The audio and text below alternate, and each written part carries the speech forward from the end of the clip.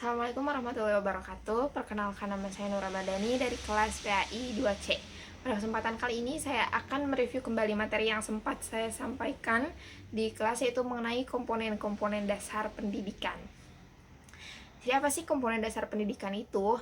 Komponen dasar pendidikan itu merupakan bagian-bagian dari suatu sistem pendidikan di mana hal tersebut akan menentukan berhasil atau tidaknya sebuah pendidikan.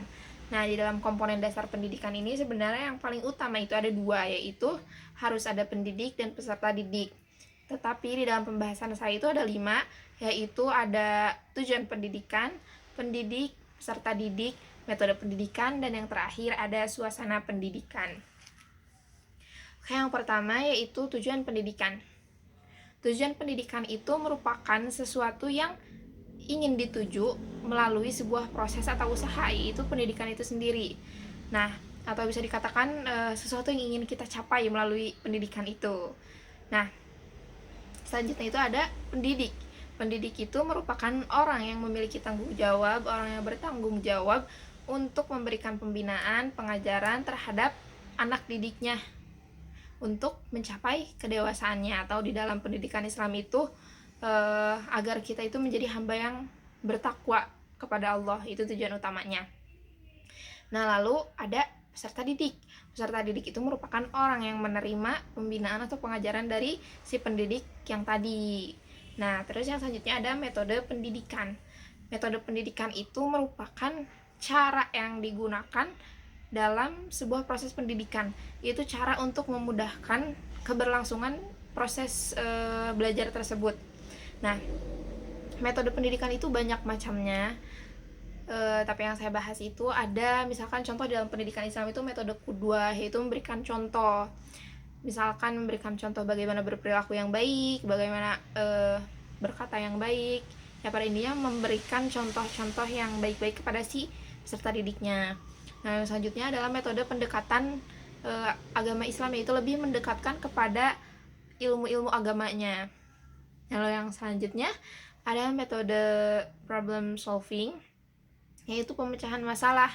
Dengan metode ini kita itu memberikan kesempatan kepada baik peserta didik ataupun sebagai pendidik untuk berkomunikasi. Jadi membuka kesempatan untuk mereka saling berkomunikasi satu sama lain. Nah, lalu yang selanjutnya juga ada metode simulasi, terus ada metode dakwah juga, dan masih banyak metode-metode yang lainnya. Yang selanjutnya, yang terakhir itu ada menciptakan suasana pendidikan. Kita itu harus bisa menciptakan surga pendidikan, entah bagi pendidik, anak didik, maupun orang tua dari si anak didik tersebut. Jadi kita harus menciptakan suasana yang senyaman mungkin selama pendidikan itu berlangsung.